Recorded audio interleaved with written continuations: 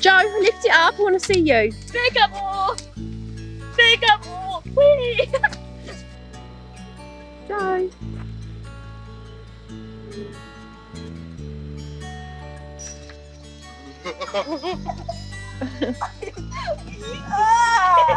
Stay there. Don't go right over the top of the tree. Life just doesn't seem real anymore, which is a good thing. Because if I actually realised what was happening, I think I probably wouldn't be coping like I do.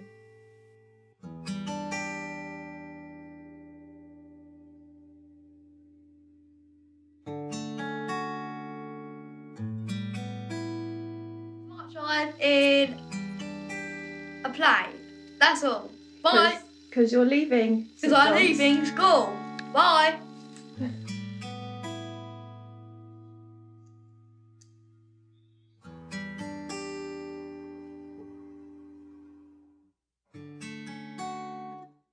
Hello, my name is Jordan, but you can call me Joe.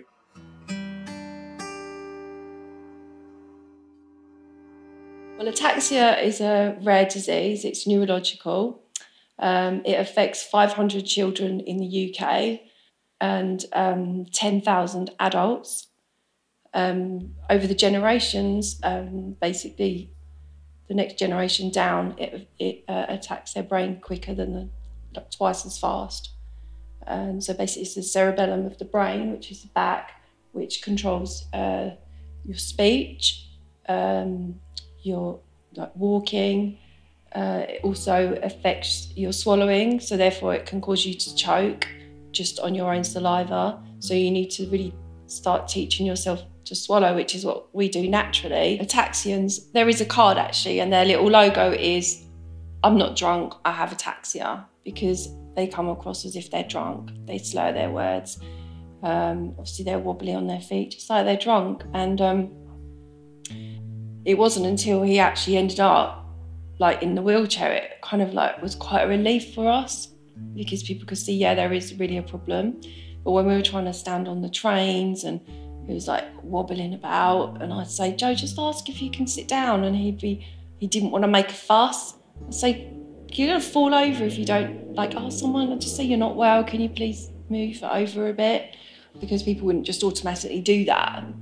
You know, he has had a look that he's not well. Some people can say he doesn't look well, although he's kind of looked a lot better recently. I think he did get to a bit of a low one. He did get to a low one, but he picked himself up. He manages to pick himself up. Joe, look at your mum. Oh.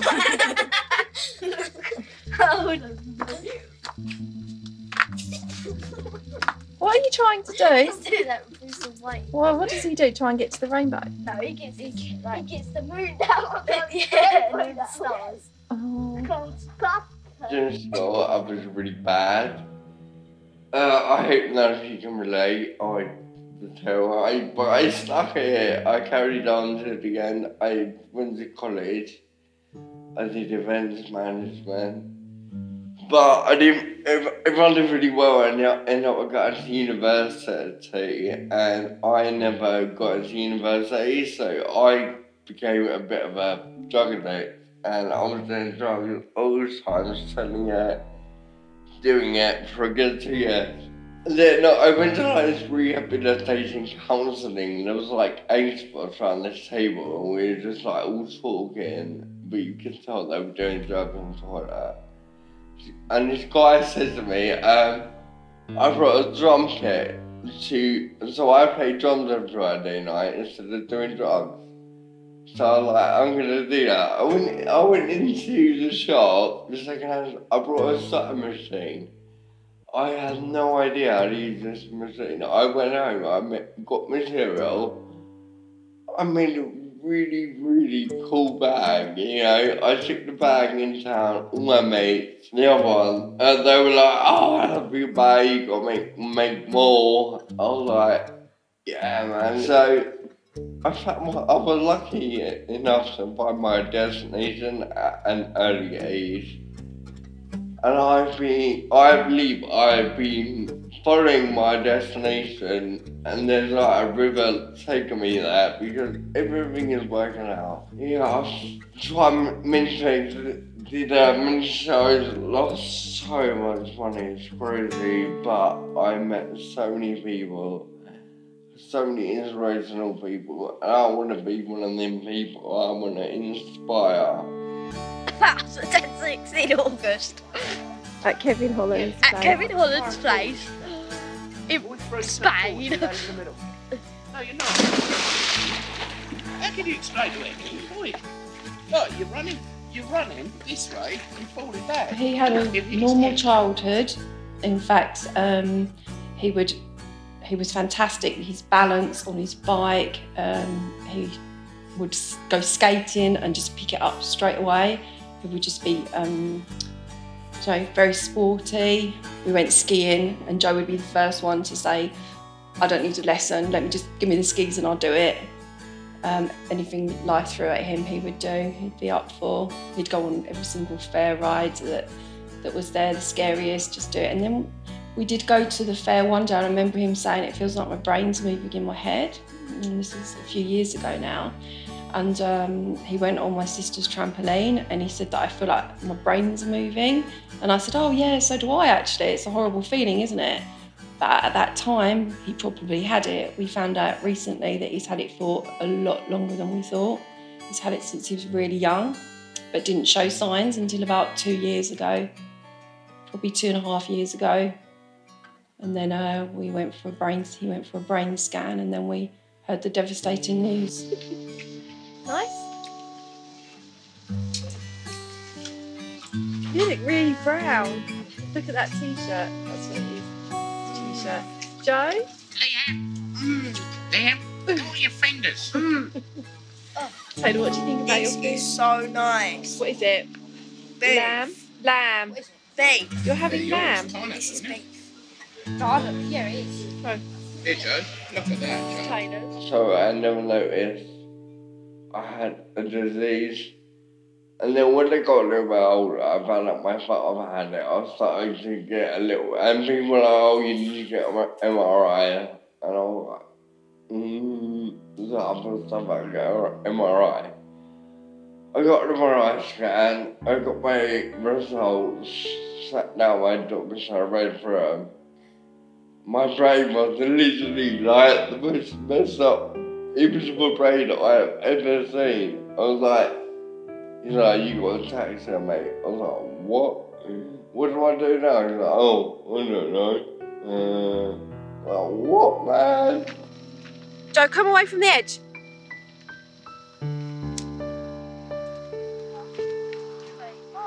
Come here. Come here, please. We needed to deal with things. We needed to deal with getting this really terrible news. So I moved house. I moved to the seaside because we all thought it would be really nice to live by the seaside. And I'm thinking, why not? Why not do that? So it was a bit crazy, I suppose, but we moved to the seaside. He went to the library and started to make some flyers for me to build up a clientele in a different area. And whilst he was in there, the lady in the library was very kind. She noticed maybe he wasn't well. She was coming over and asking, are you okay? Do you need anything? And then he got up to pop outside and have a cigarette break. And as he went outside, he was grabbed by the arm and taken down the steps of the library and not allowed back in because he was presumed drunk. And Joe tried to explain, I'm not well, I'm not drunk, I'm making these leaflets for my mum. The lady hasn't had a problem with it while I've been upstairs. And he wouldn't let him back in the library. There was no way. There was no way for him to get home. He didn't have any money to get home. He's had a little bit because he needed to get a taxi. He couldn't get on a bus because he could barely step up onto a bus. So he called a taxi and found some money when he got home to pay for it. But that was a really, really upsetting day. I spent most days riding my bike. I can't do that anymore. So I spent most days designing and hustling. Like, that's what I spend most days doing now. Like, I've learned to replace everything in a sense. and I've learned to accept that I can't do everything, which is annoying, but I can make clothes and I can direct people. I actually love what I can do. I do love what I can do. How do you think?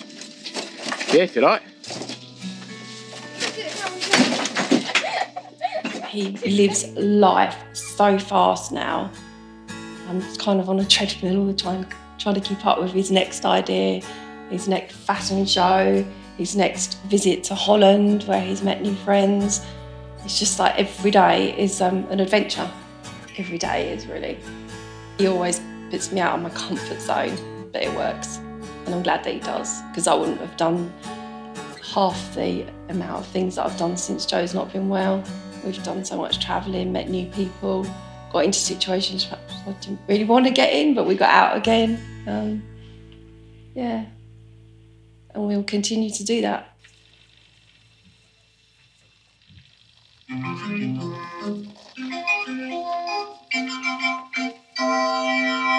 Falling to pieces, we're all in a mess.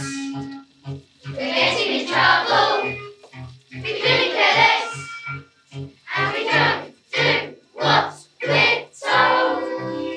We're out of control. We're out of control. Out of control. Our circuits are broken, our wires are crossed. Our cables are working, our pieces are lost. And we won't be hot and cold. We're out of control.